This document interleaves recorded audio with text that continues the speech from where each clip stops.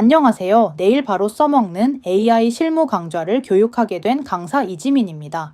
파트 1에서는 AI를 잘 쓰기 위한 사고법과 질문 구조에 대해 이야기했다면 이제 파트 2부터는 그래서 이걸 어디에 어떻게 써먹을 수 있을까와 같이 실무에 바로 연결되는 이야기를 해보려고 합니다.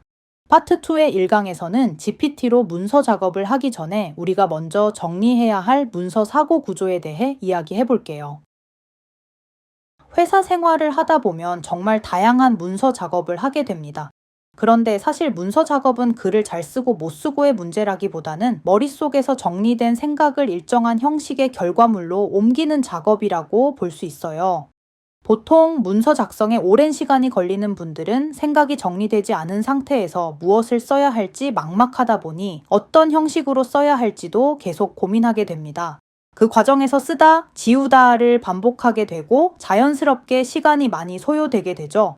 반대로 생각 정리가 어느 정도 끝난 상태에서 문서를 작성하는 목적과 대상이 명확하다면 알맞은 형식에 맞춰 훨씬 빠르게 결과물을 완성할 수 있습니다. 이 경우에는 생각을 결과물로 옮기는 작업 시간 자체가 크게 줄어들게 됩니다.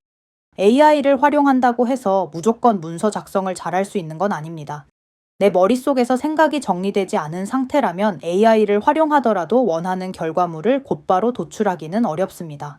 자, 그렇다면 문서 작업을 하기 전에 어떻게 해야 머릿속 생각을 조금 더 명확하게 정리할 수 있을까요?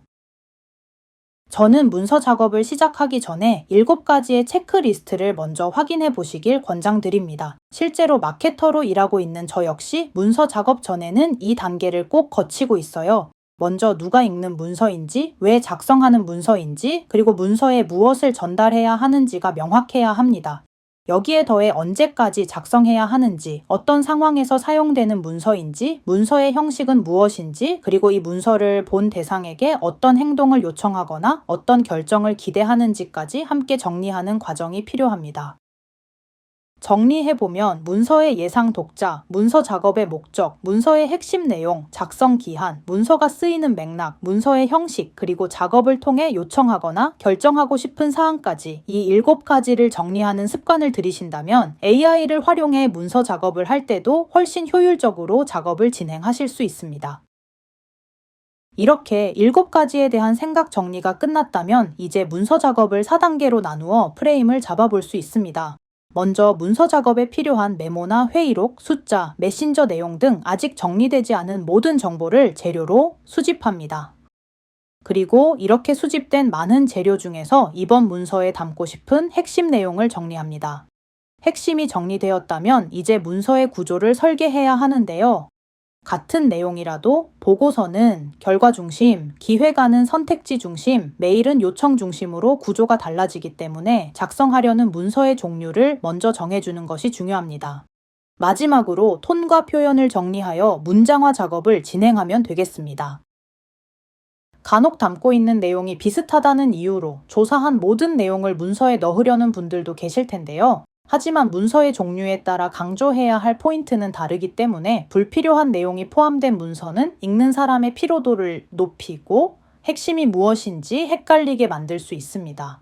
보고서는 진행 결과와 수치, 그리고 다음 액션이 중요하고 기획안은 왜 이 기획을 해야 하는지, 선택지는 무엇인지, 기획안대로 했을 때의 기대 효과가 무엇인지에 대한 내용이 가장 중요합니다. 메일의 경우에는 진행 상황에 대한 요약과 구체적인 요청 내용, 그리고 톤 앤 매너가 특히 중요합니다. 만약 문서 작업에 불필요한 시간이 많이 소요된다고 느끼신다면 AI를 쓰고 있느냐의 문제가 아니라 내 머릿속에서 이미 정리가 끝난 상태인지 한 번쯤 돌아보시면 좋겠습니다.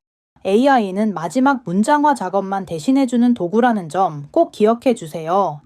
다음 시간에는 임의의 프로젝트를 예시로 삼아 보고서, 기획안, 메일 작성을 GPT를 활용해 어떻게 진행하면 좋은지 실제 화면을 보면서 시연해 보도록 하겠습니다.